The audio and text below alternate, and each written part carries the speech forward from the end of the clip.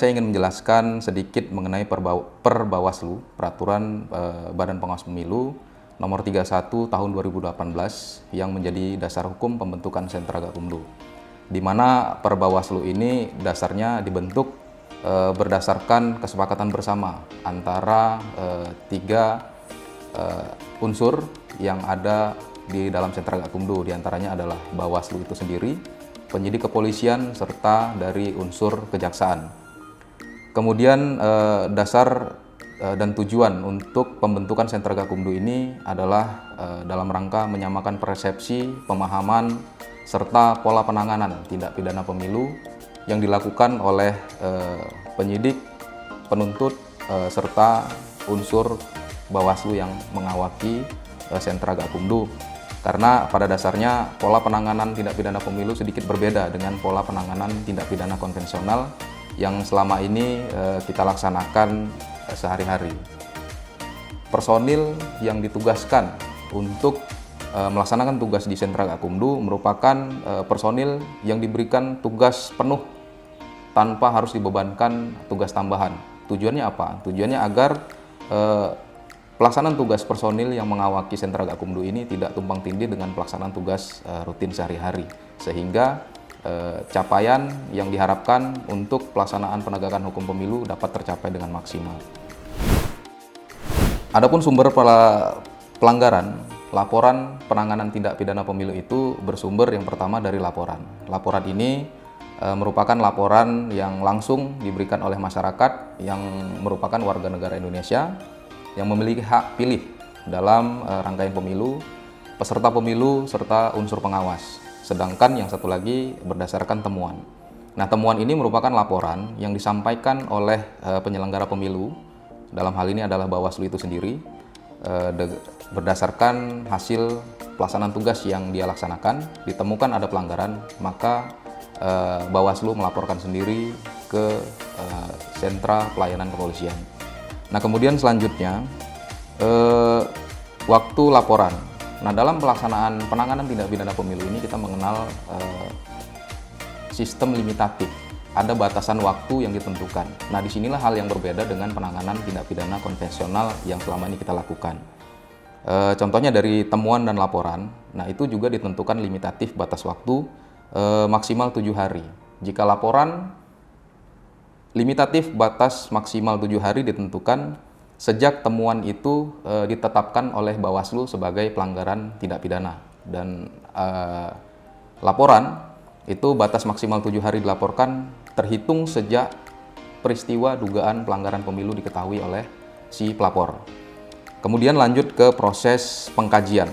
Setelah adanya laporan ataupun temuan tentang dugaan pelanggaran tindak pidana pemilu, maka maksimal 7 hari itu sudah harus wajib ditindaklanjuti oleh unsur Sentra Gakumdu. Apabila 7 hari dirasa kurang, maka dapat ditambah 7 hari lagi, sehingga maksimal waktu untuk proses pengkajian itu diberikan waktu 14 hari. 7 hari dikali 2, artinya 14 hari proses pengkajian harus sudah ada tindak lanjut untuk ditingkatkan ke tahap selanjutnya. Nah, apabila proses pengkajian ini selesai dilakukan, maka dari unsur Gakumdu harus sudah bisa menentukan apakah dugaan pelanggaran ini masuk ke dalam tindak pidana pemilu, maka diteruskan kepada Polri, atau masuk ke dalam ranah kode etik KPU atau Bawaslu. Maka apabila hal tersebut ini masuk, laporan tersebut diteruskan kepada DKPP selaku pihak yang berwenang menangani pelanggaran kode etik. Kemudian selanjutnya mengenai penanganan tindak pidana pemilu. Perlu disampaikan kepada rekan-rekan sekalian bahwa apabila ranah pelanggaran kode etik diketahui dan ditangani oleh DKPP, maka secara aturan berdasarkan pasal 159 ayat 3 Undang-Undang Nomor 7 2017, maka DKPP berkewajiban menyampaikan putusan kepada pihak terkait, contohnya kepolisian, untuk ditindaklanjuti ke tahap selanjutnya. Kemudian mengenai penanganan tindak pidana pemilu dari mulai tahap penyelidikan, penyidikan hingga penuntutan, itu tetap menggunakan Kitab Undang-Undang Hukum Acara Pidana untuk proses penanganan perkaranya, kecuali ditentukan lain oleh Undang-Undang Pemilu, maka kita menggunakan aturan di luar daripada KUHP. Kemudian perlu juga disampaikan kepada rekan-rekan sekalian mengenai proses atau limitatif batas waktu tahap 1 proses penanganan perkara. Itu di tahap penyidik diberikan batas waktu maksimal 14 hari dan dapat dilakukan proses in absentia atau tanpa kehadiran tersangka. Kemudian untuk proses pra penuntutan diberikan waktu maksimal 3 hari, maka JPU harus sudah memberikan petunjuk P19 untuk ditindaklanjuti oleh penyidik. Dalam batas 3 hari tersebut, JPU memberikan P19. Setelah itu, penyidik kembali memenuhi P19 dalam jangka waktu 3 hari. Jadi untuk proses P19 hanya dibenarkan oleh undang-undang ini 1 kali dikeluarkan dan maksimal 3 hari pra penuntutan dan 3 hari setelah pengiriman P19 harus sudah ditindaklanjuti, dalam hal ini adalah tahap 2. Nah, kemudian berlaku lagi limitatif batas waktu setelah tahap 2 maksimal 5 hari sejak tahap 2 dilakukan harus sudah dilimpahkan berkas perkara tersebut ke pengadilan, dan ini juga dapat dilakukan dengan cara in absentia, artinya tanpa kehadiran tersangka. Nah, pemaknaan hari yang dimaksud dalam undang-undang ini adalah pemaknaan hari kerja. Jadi hari yang dimaksud dalam limitatif waktu yang saya sampaikan tadi adalah hari kerja, artinya hari Senin sampai dengan hari Jumat. Jadi itu harus rekan-rekan pahami sekalian. Kemudian dari berbagai materi yang saya sampaikan tadi, ada beberapa catatan penting yang patut saya sampaikan kembali dan perlu dipedomani oleh rekan-rekan sekalian. Yang pertama mengenai laporan.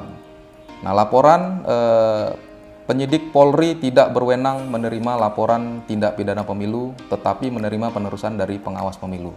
Nah, jadi mohon rekan-rekan yang mengawaki Sentra Gakumdu agar menyampaikan kepada rekan-rekan pengemban fungsi piket SPKT bahwa setiap masyarakat yang ingin melaporkan adanya dugaan tindak pidana pemilu tidak serta-merta langsung diterima, melainkan diarahkan terlebih dahulu ke Sentra Gakumdu untuk dibahas lebih jauh oleh Bawaslu. Apabila nanti ditemukan ada potensi pelanggaran tindak pidana pemilu, maka Bawaslu berserta unsur Sentra Gakumdu terkait lainnya bersama-sama mendatangi SPKT untuk membuat laporan.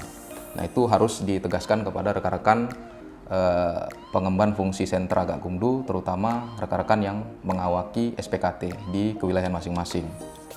Nah, jika di dalam kondisi di lapangan nanti ditemukan ada dugaan pelanggaran pemilu yang dilihat langsung oleh anggota Polri, maka bukan anggota Polri yang melaporkan, melainkan anggota Polri melaporkan kepada Bawaslu untuk dibahas dan ditindaklanjuti oleh Bawaslu terlebih dahulu. Saya rasa itu saja yang dapat saya sampaikan pada kesempatan kali ini. Apabila ada kesilapan, saya mohon maaf. Lebih dan kurang saya ucapkan terima kasih.